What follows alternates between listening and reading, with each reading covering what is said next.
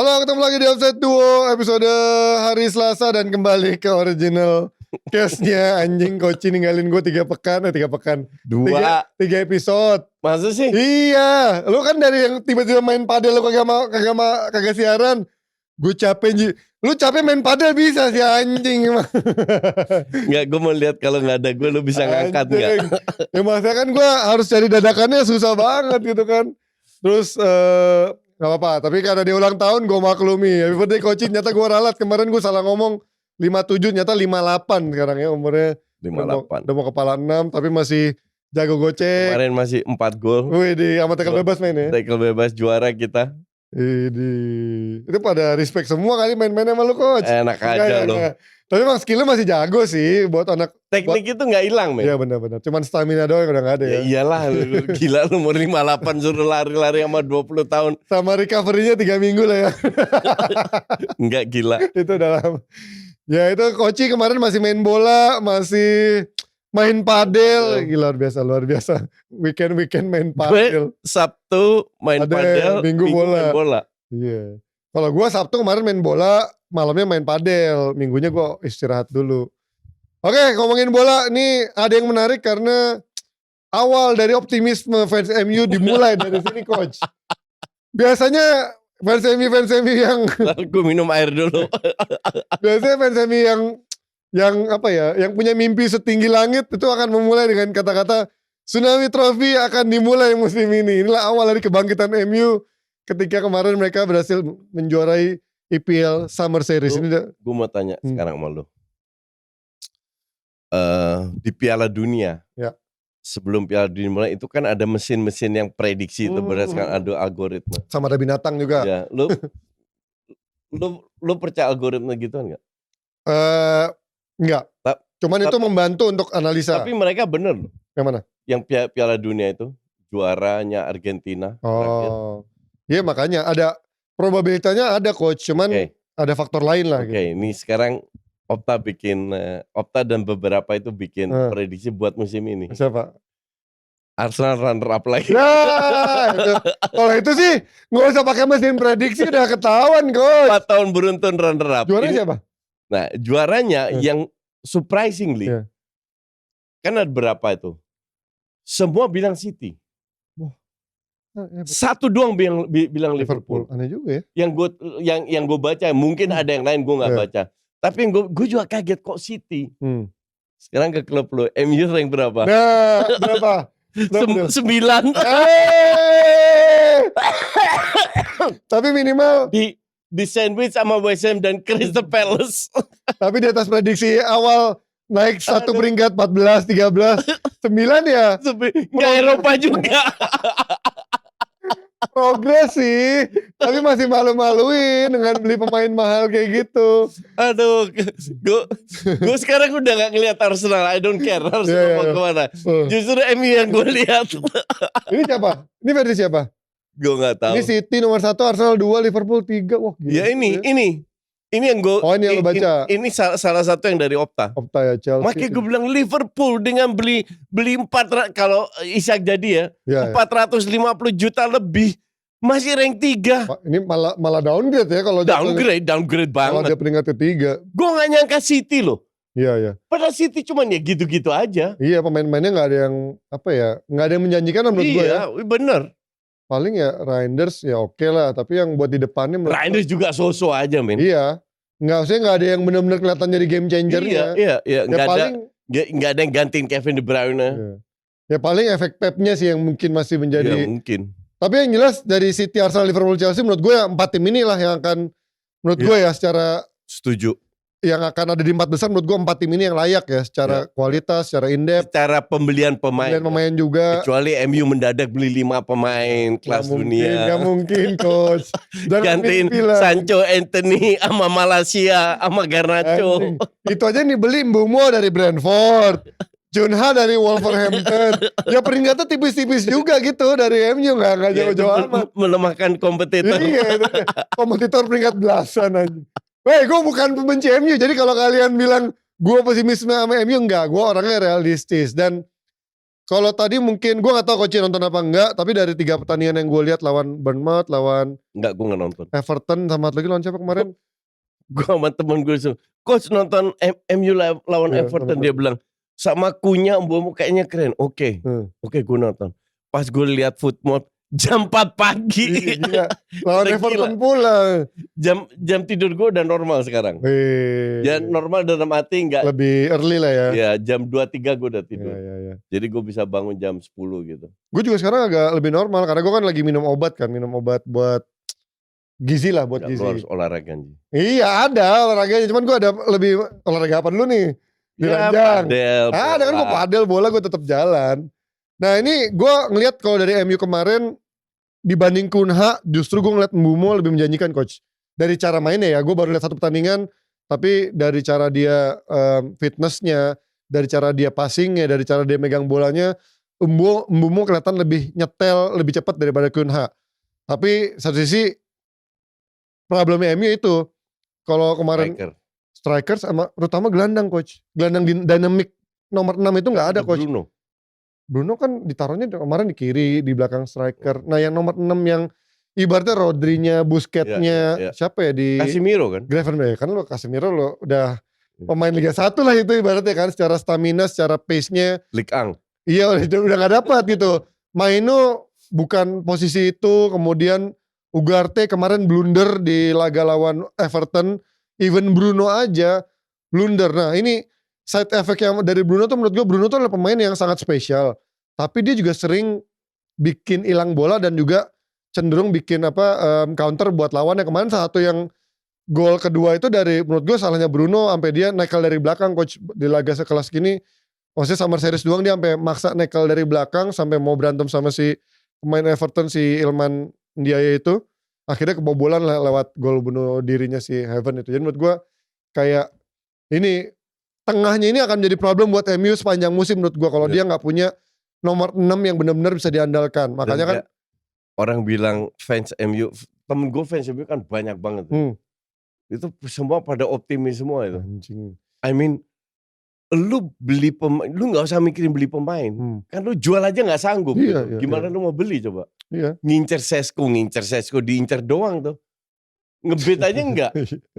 Iya katanya baru penjajakan tapi nggak ngebet juga. Iya. Karena kan dia nunggu Garnacho, katanya mau dibeli sama Chelsea atau Aston Villa kan. Iya. Gue nggak ngerti tapi Chelsea juga banyak banget duitnya ya, bisa beli pemain terus ya. Iya. Dan ini nah selain striker oke lah kita nunggu Sesko, termasuk bisa jual Højlund apa enggak. Gelandang menurut gue sangat penting karena dia isunya kan mencari gelandang dynamic, antara itu si Yulmane Sporting atau mungkin dari lain-lain yang jadi salah satu opsi juga buat. Nah kiper Coach, kiper menurut gue Bayindir sama Onana tuh udah gak bisa lah ini. Iya, cuman sekarang kan kembali lagi jual, masalah prioritas. Betul. Kalau gue bilang daripada lu beli kiper yang bagus, yang mahal dong, mending lu beli pemain. Maksudnya daripada beli kiper? Daripada lu beli kiper satu lagi. Oke, mending lu bagus. beli pemain karena duit itu pas-pasan. Iya. Beda kalau duit lu kayak Chelsea wah ambil 4 kiper lagi kalau perlu. Ngerti gak lo? Iya kan Chelsea duitnya gak ada dan mereka juga jual beli terus kan. Iya. Tapi kan MU harus jual pemain, belum tentu kejual, mungkin loan doang. Betul. Duit cash lu gak banyak, mending lu beli pemain. Iya. Dan gue setuju, gelandang lu butuh, striker lu butuh, dua itu penting banget tuh. Ya. Tapi kalau dari optimisme yang mungkin fans MU ngelihat itu menurut gue dari sisi serangan kedalaman sayapnya ya, karena dibanding musim lalu yang cuma ngandelin Garnacho sama siapa ya, Diallo kan kemarin cedera banyak ya. Mungkin ya Diallo sama Garnacho lah. Sekarang mereka cukup banyak narrow number 10-nya, Kunha, Mbeumo bisa main di sana, Mason Mount juga kalau fit oke. Tapi Kunya sama Mbeumo ini juga harus adaptasi dengan 3-4-3 yang agak yang nggak gampang lah. Betul. Sebenarnya kalau 3 striker emang udah cocok mainnya kalau Mbeumo, cuman memang untuk bantu defense itu nanti kita lihat dia sedalam apa. Dan kalau Mbeumo sama Cunha jadi starter, pertanyaan gue adalah Amad Diallo mau dikemanain itu Coach. Iya. Karena kemarin berapa kali di Summer Series juga dia ditaruh di sayap kanan. Ya jadi striker. Jadi wingback kanan Coach. Jadi kayak line up ini. Tapi kemarin gue lihat si Diallo sempat jadi wingback kanan lagi. Itu yang menurut gue akhirnya buat defense-nya agak Enggak lemah lah kalau kekuatan Diallo kan di menyerang, kan dia punya skill. Iya. Satu-satunya mungkin yang punya skill. Iya, Ya, gue nggak tahu Cunha seperti apa ya. Ada sih skill. Tapi Diallo itu yang very skill. Tapi musim lalu kan juga sempat jadi wingback kanan juga beberapa kali kan, di bawah si siapa? Ten Hag. Bukan, sama si ini juga Amorim sempat jadi wingback kanan juga. Nah, Zerwe kan sempat pindah ke kiri karena Dorgu belum ada, Shaw juga cedera kan. Tapi yang jelas kalau dari serangannya gue cukup optimis kecuali sambil nunggu striker. Tapi menurut gue 3-4-3 ini problemnya justru di tengah. Kalau dia nggak bisa nemuin pemain yang bisa ada jadi dynamic nomor 6-nya, akan sama-sama aja cara kebobolan MU dengan transisi di counter lawan, ya akan gitu-gitu aja terus. Salah satu masalah adalah transisi. Iya. Karena di tengah itu sering bolong di MU. Iya. Dan sering banget bolong. Dan nggak ada yang bisa menjadi bossing di tengahnya tuh nggak ada. Iya. Ya itu problemnya MU. Di Chelsea bahkan dia punya 2 gelandang petarung gitu kan, bahkan ada Lavia, ada Caicedo, di Liverpool ada Gravenberch, terus di City ada si Rodri, di Liverpool di mana lagi, di Arsenal ada Declan Rice walaupun Declan Rice agak maju. Arsenal ada Max Dauman. Partey penggantinya siapa? Max Dauman siapa anjing? 15 tahun. Ya Thailand anjing. Lu gak lihat? Belum. Lu harus nonton dia, men. Lu harus nonton dia di Singapura. Tapi masih panjang kos itu makanya. Lawan Spurs diobok-obok gitu. Lu juga dulu pernah bilang Gundosi bagus, tapi ujung-ujungnya itu juga. Enggak, Gundosi gue gak pernah bilang bagus. Pernah lo bilang dulu kalau dia muncul pramusim. Enggak, Smith Rowe sama itu yang gue bilang bagus. Saka yang gue nonton. Nanti kita lihat nih. Tapi 15 tahun pasti menit bermainnya belum akan banyak. Betul. Lah, ini kan. Cuman keren banget dia mainnya. Oke, apa sih namanya? Max Dorman. Max Dauman. Orang apa tuh? Inggris. Oh, ini gue akan gue pantau nih. Gue aja kaget dia 15 tahun. Anjing muda banget 15 tahun mah. Iya. Anjing kecil banget. Kecil. Ini mah kayak si Gilmore. Dia tinggi loh. Hah? Dia tinggi loh, lumayan tinggi. Oh jangan, ini masih waktu fotonya masih lebih. Cuman dia kurus aja. Ya. Ini kayak Gilmore. Tapi skillnya gila Ji. Skillnya tuh skill nomor 6 apa skill nomor dribbling. 10? Oh. Skill penyerang. Berarti advance dong dia, bukan yang nomor 6 dong. Itu penalti gara-gara dia didorong. 3-4 pemain Castle dilewatin. Wih, menarik juga nih. Oke. Max Dauman pemain worth to watch ya. Satu-satunya yang bikin match itu tertarik ya cuman Max Dauman aja. Sisanya katro ya standar lah. Ya ini kita lihat apakah dia akan dikasih menit bermain yang banyak. Tapi menurut gue sih dengan ada Zubimendi, ada Nordgaard masih panjang. Enggak, dia masih panjang lah. I mean, at least dia dikasih kesempatan 5 menit, 10 menit di tim utama main sebagai subs gitu, oke lah untuk dia. Mendingan dipinjemin sekalian coach ini mah ke Championship dulu. Enggak, kalau mainnya enggak sama ngapain. Tapi menit bermainnya penting kalau dia cuma dapat semusim. Main di U23 lah. Ya, tapi kan levelnya U23 sama lo main Championship dengan lo main Championship. Iya baru 15 tahun men. Iya. Justru lebih cepat ya Yamal kan 16 tahun udah main. Kalau emang dia sebagus itu menurut gue age udah doesn't matter anymore sih emang. Kalau emang dia emang sebagus itu ya. Oke. Gue rasa Saka harus lebih sering diberi istirahat. Iyalah dia overload mulu. Iya, dia yang gantiin. Hah? Serius? Kan udah ada si ini. Posisi Madueke. Martinelli digantiin anjing. Madueke. Belum sih ini Nathan Nwaneri kan ada juga. Itu belakang striker. Gantiin Odegaard. Oke, dari MU yang memang seberapa optimis kalian fans MU melihat pembelian musim ini atau menurut kalian setuju sama tadi opini gue terkait ada beberapa opsi? Opta. Hah? Percaya apa? Opta. Ya lumayan lah progres naik 6 peringkat anjing bukan. Nggak peringkat belasan tapi ya it's a long way to go buat MU dan fans MU. Jadi stop ngomongin Tsunami Trophy karena kita hanya akan mendatangkan tsunami bulian kalau kalian masih ada yang berani ngomong Tsunami Trophy. Gue secara Bangnya berani tuh. Dia tadi ngomong gitu. Iya anjing. Oh dia emang aneh kalau udah ngomongin MU dah. Oke, kita dari MU pindah sedikit ke Chelsea. Ini tadi karena gue sedikit mention bagaimana Chelsea masih mengincar Garnacho untuk sektor kiri karena kemarin dia baru kan Modric juga masih di ini masih di band lah ya. Kontrak selesai. Masih di band. Dia sekarang siapa sih sayap-sayapnya? Neto ada, Palmer, Neto. Coba skuadnya cukup banyak kok dia. Banyak dia beli banyak. Ngungku kan bukan sayap ya, mau dijual mau dilepas kan. Ini Chelsea bener-bener ambisius gitu, dia beli pemain walaupun menurut gue nggak semuanya menarik, tapi dengan dia beli Joao Pedro kemarin gue bilang bagus, dia punya banyak opsi. Terus Delap ya opsi tambahan buat strikernya karena Gui juga dipinjemin kan, terus di sama si Gittens dari Dortmund. Jackson kayaknya dijual, kalau nggak kapan mainnya dia? Iya, dia tapi kan kayaknya striker intinya menurut gue masih Jackson sih. Sama Joao Pedro ganti-gantian ya. Nah, yang menarik dia masih katanya benar-benar confirm 2 lagi diincar itu adalah Garnacho atau sejenisnya dengan left winger. Nggak ada kerjaan. Sama Xavi Simons coach. Menurut Xavi Simons karirnya gimana sekarang? Jadi dia udah beli Hato di back kiri 43. Hato berbakat, cuman ya gue nggak tahu dia bisa adaptasi atau enggak. Intinya itu kan. Tapi ini pemain cukup berbakat lah. 43,5 juta euro menurut itu. Terus Xavi Simons ini kan untuk gue, aduh. Tapi bukannya lumayan ya? Maksudnya di Belanda aja bagus. Lumayan. Ya, levelnya. Di Belanda cadangan di timnas Belanda. Kemarin bukannya Euro sempat inti dia? Kan enggak ya? Enggak, jarang dia inti sekarang. Intinya ya levelnya lumayan. Seperti level pemain yang dibeli Chelsea. Semua lumayan. Ya ini benar-benar tinggal gimana sih pelatihnya bisa lagi-lagi gue bilang bagaimana Maresca bisa mix and match-nya. Memang mungkin dia mencari pemain yang sesuai dibutuhkan, bukan nama besar, bukan high profile. Dan so far sih so good ya, tapi yang kemarin gue sempat bahas juga sama coach, dengan cara main dia seperti ini, gue belum bisa melihat Chelsea bisa main konsisten sepanjang musim di liga ya. Kalau trofi, kalau yang competition gitu, piala, cup mungkin bisa. Tapi kalau dengan cara main mereka seperti ini di liga, gue belum lihat konsistensinya akan ada. Tapi dia ternyata masih terus bertambah kan dengan adanya si Jorel Hato yang back mudanya, bahkan dia sempat jadi kapten juga buat Ajax. Terus juga katanya masih ngincar Xavi Simons dan juga Garnacho sih. Menurut gue proyeknya ambisius banget. Ambisius banget dan harganya tuh bukan nggak murah-murah juga, paling SFAO bisa dibilang murah. Tapi untuk pemain yang ya masih antah berantah dari Brazil ya 34 juta ya bisa dibilang so-so lah, dibilang mahal enggak, dibilang murah juga enggak. Tapi kemarin di Piala Dunia Antar Klub SFAO lumayan ya coach ya. Levelnya masih lumayan.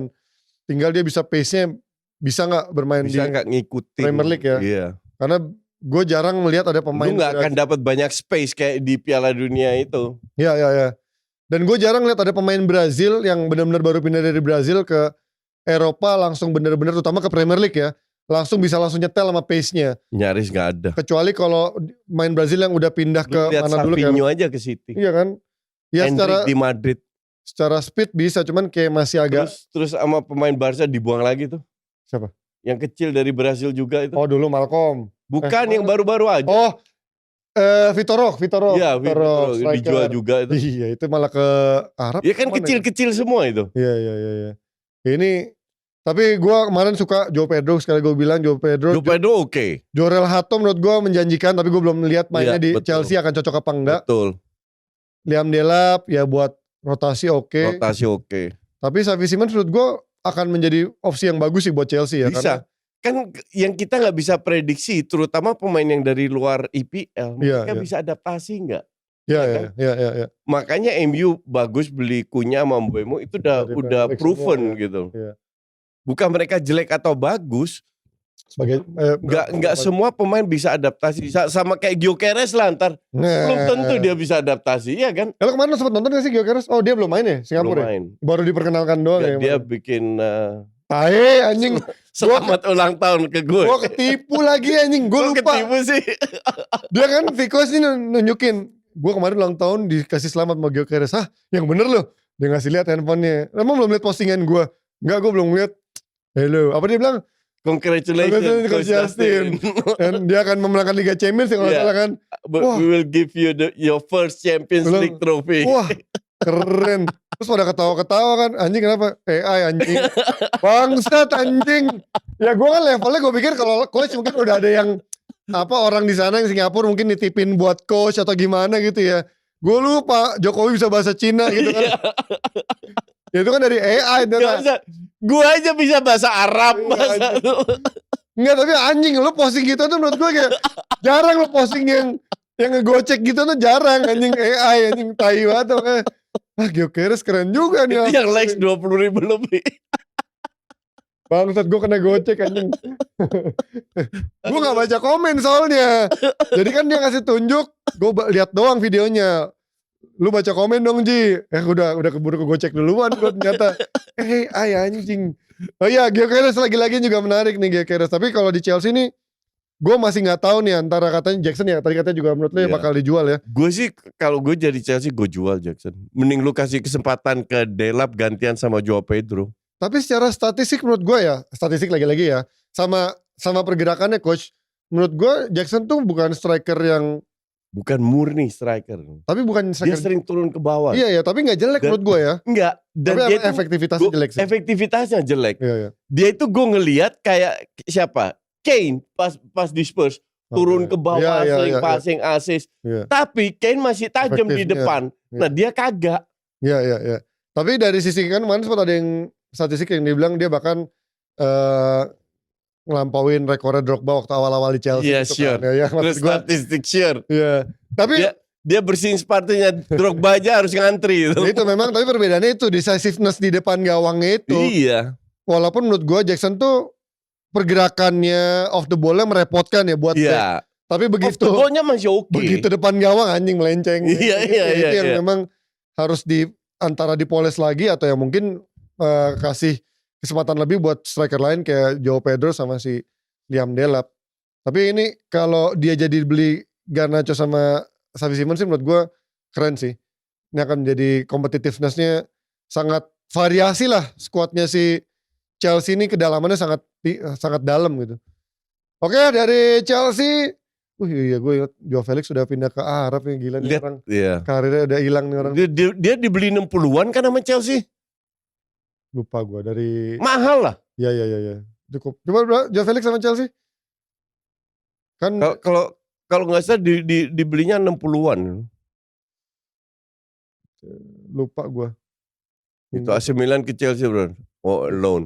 52 tuh. Iya 52. Pounds ya 60-an pounds itu. Oh euro. Ya 40-an lah ya. 40-an pounds lah. Iya. 52 dijual 30. Iya. Euro. Ya rugi lah. Ya, tapi daripada gajinya selangit kan. Dulu dia beli sama Atletico berapa? 120 ya? 20-an. Gila emang. Makanya gue kemarin bikin video untuk member. Sebut satu pemain yang berhasil yang nilainya 100 lebih. Cuman Dembele, Mbappe. Neymar masih. Dembele gak berhasil di Barcelona. Oh iya. Banyak cedera. Di Barcelona cedera. Mbappe doang. Bener. Sama Neymar 222. Ya. Itu pun juga sering gak ngangkat PSG juga. Ya susah melihat dia sukses apa enggak ya, karena mainnya di PSG gitu kan. Iya betul. Gak bisa. Jadi nyaris gak ada. Makanya gue pengen lihat Bates nih. Worth it gak? Even Rice not worth it kong. Worth it lah menurut gue Coach Rice mas. Rice 100 gila. Tapi mungkin 80-an masih oke. Menurut gue dia bener-bener di Arsenal hard off. Iya. Arsenal cuman dia gak bisa bener-bener ngangkat. Iya karena. Bukan pemain 100 juta. Ya tapi. Lu 100 juta harusnya bisa ngangkat lah. Ya dan tidak sih menurut gue ya. Kalau misalkan ada Rodri gitu di Arsenal. Belum tentu. Karena strikernya gak ada gitu coach. Ya. Kalau di Rodri kan di City bisa kelihatan juga ini ya, karena di depannya ada Haaland. Tapi Rodri gak 100 harganya. Iya karena kan belinya dari Atletico kan. Coba kalau dia dibeli dari City nih pasti harganya bisa tembus cepet. Menurut gue Rice tuh sedikit di bawahnya Rodri lah. Iya sedikit ya di bawah kan? Rodri. Cuman that's why cepet itu gila loh. Ya, gede banget tuh. Harga zaman sekarang emang udah segitu sih menurut gue. Untuk gelandang. Karena sejak zamannya Jorginho nominasi Ballon d'Or sama gelandang-gelandang nomor 6 tuh mulai disorot tuh. Emang jadi mulai itu coach ya kayak siapa? Lavia gitu kan sekarang mahal gitu kan. Jadi mahal gitu coach nomor 6.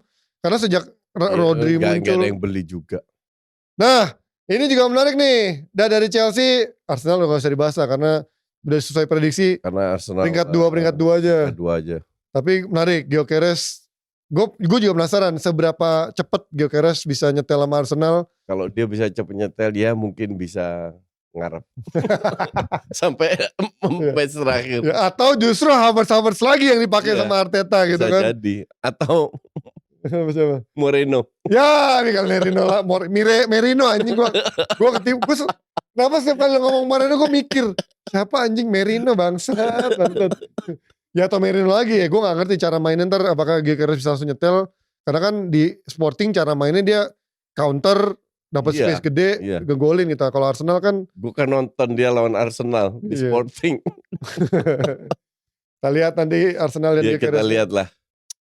Terus drama Isak nih coach, menurut lo kenapa Liverpool segitu ngototnya padahal dia udah dapat Ekitike? Gak ngerti juga.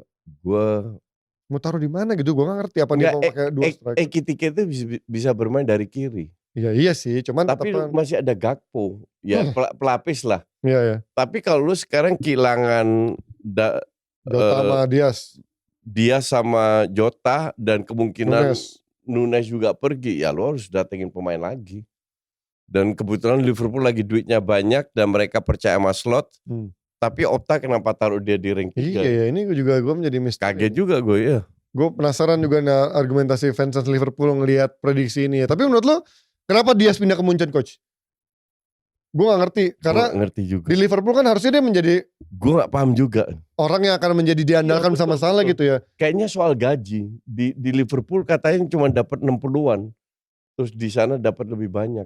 Padahal sebenarnya kan Munchen juga dari sisi kebijakan gajinya gak terlalu mewah-mewah juga ya. Iya, tapi lebih mewah daripada sekarang di Liverpool. Mungkin kayak ini ya, case-nya mungkin ya, gue gak tahu, gue belum baca secara detail dari Atletik maupun yang eksklusif. Mungkin kayak nasibnya kayak si Mane gitu ya, dia merasa kayak bukan main man atau menjadi kayak hanya menjadi mungkin pendukung aktor pendukung lah, bukan diprioritaskan gitu. Apalagi kan Salah sekarang secara umur udah cukup senior, mungkin masanya tinggal 1-2 tahun lagi, mungkin dia merasa tetap hanya menjadi pendukungnya Salah dan juga yang lain-lain ya. Karena gue tadi lupa mau ketemu Dito, mau nanya tuh si Paulo Dybala, kenapa sih Dias pindah tiba-tiba out of nowhere, walaupun memang udah ada isunya udah lama ya Munchen ngincer ya, tapi gue pikir kayaknya gak mungkin. Barca juga ngincer. Iya kan, nah maksud gue kalau lu nyari passionate bermain dan juga itu menurut gue Barca lebih menarik menurut gue ya, tapi memang gajinya ya, duitnya. Nah itu mungkin bukan gaji, Barca emang lagi gak ada duit. Nah mungkin kalau dari sisi finansialnya ya mungkin Munchen lebih menarik gitu dibanding Liverpool. Tapi gue gak yakin hanya karena faktor duit. Mungkin faktor itunya keyakinan dari tim atau menjadi prioritas dari tim itu yang menurut gue kayaknya gak memberikan Dias keyakinan untuk bermain di Liverpool. Oke, dari Liverpool kita pindah sedikit. Nah ini dari update transfer nih coach. Son Heung-min ternyata pindahnya ke LAFC. Ini menurut lo kenapa coach dia pindah tiba-tiba? Ya emang gak ada yang mau dia. Anjing gak gitu konsepnya. Ya gitu kan. Lu lihat di zaman top-topnya Spurs kan Son sama Kane kayaknya keren banget. Lihat Kane di mana sekarang, dan Kane itu lebih tua loh. Iya. Iya kan? Lihat Kane berapa ya? 34 udah. Oh beda setahun ya. Dia 33 nih umurnya. Iya. Dia tahun ini 35 kalau nggak salah Kane. Iya. I mean dia masih bisa perform karena memang kualitas Kane itu. Kalau Son kan nggak ada Kane, dia tahun lalu aja rank 17 loh. Spurs ini rank 17 loh. Apa juara Europa League coach? Ya elah piala. Kane nggak pernah gendong Spurs buat trofi coach. Piala hihaha. Tapi menariknya di eranya Kane 2019 sampai 2022 tuh. Enggak, masa juara yang masuk final rank 17 sama 15. Enggak. Gua ralat pernyataan lo. Spurs bisa juara karena di final lawannya MU itu aja.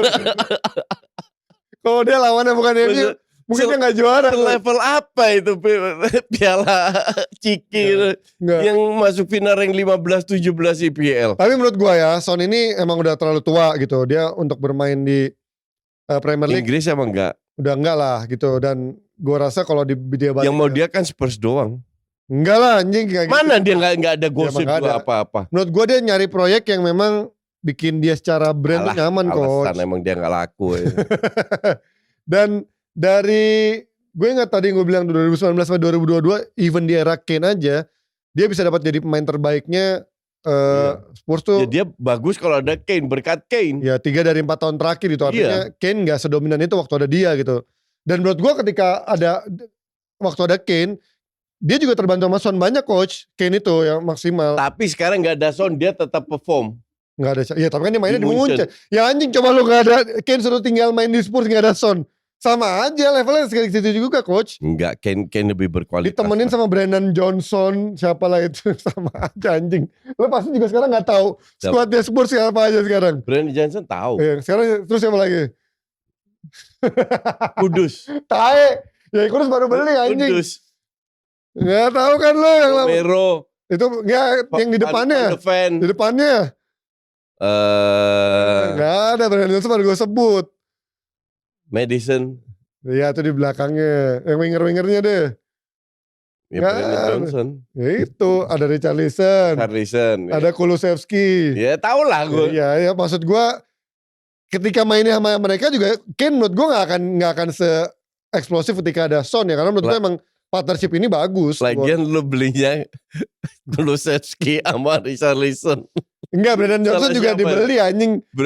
Brandon Johnson juga ada, wah ampun dah. Terus dia kemarin yang di Hawks kena gocek siapa? Oh si itu siapa yang Forest tuh coach? Yang 40 juta. Oh iya 40 juta. Tiba-tiba batal anjing. Morgan Gibbs White. Iya Morgan Gibbs White. Tiba-tiba kena gocek anjing sama sekelas Morgan Gibbs White. Nah ini yang menarik dia Joao Paulinho nih. Menurut gue ini pembelian yang lumayan. Tapi di Munchen gak kepake anehnya. Portugis scam ini. Anjing. Salah satu Portugis scam. Di Fulham nih bagus dia. Alah. Pas ke Munchen gak kepake. Aja. Lumayan coach dia coach. Nah menurut gue MU butuh orang-orang kayak dia nih.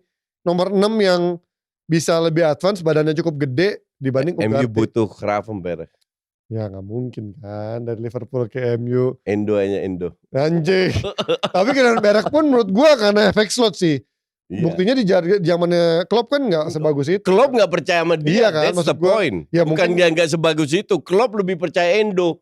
Dan ujungnya dipantatin sama Arsenal. Ya kan berarti artinya dia ngelihat dari latihannya, dari pasti coba gak meyakinkan Kloppnya. Enggak, artinya Klopp juga manusia. Iya kan. Kesalahan. Ya mungkin juga faktor cocok-cocokan. Nah menurut gue MU butuh nih main-main kayak gini. Tapi baik lagi buat Spurs, ya ini bagus. Karena kan dia selain Sar sama si siapa lagi tuh, Bizuma, gelandangnya emang agak kurang tuh ketika mereka cedera. Nah ini ada si Palingnya cukup oke.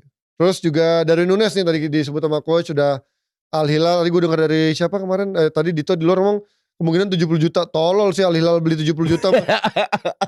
Kalau lu gedein gajinya gue gak masalah. Lu beli 70 juta ngapain lu bayar 70 juta ke dari Nunes? Menang banyak Liverpool. Balik modal 70 juta. Balik modal. Iya anjing gak penting banget anjing Al Hilal. Nunes mah 30 cukup. Iya gajinya aja gedein. Ngapain beli-beli mahal-mahal Nunes? Gak jelas. Timothy Weah ke Marseille. Wah gue pikir Weah di Juve. Enggak lah, enggak juga. Pemain bagus coach. Maksudnya apaan? Musim lalu inti menurut gue Weah tuh. Iya Juve kayak apa juga musim lalu. Tapi kan ganti pelatih sekarang kan. Emang di bawah Tudor mungkin beda. Marseille ini jualan cuma 14 juta. Ya what do you expect dari. Emang gak bagus gue bilang Timothy Weah. Pemain Amerika. Loan fee 1 with obligation. Oh loan fee dulu ya. Obligationnya 14 juta, 17 juta.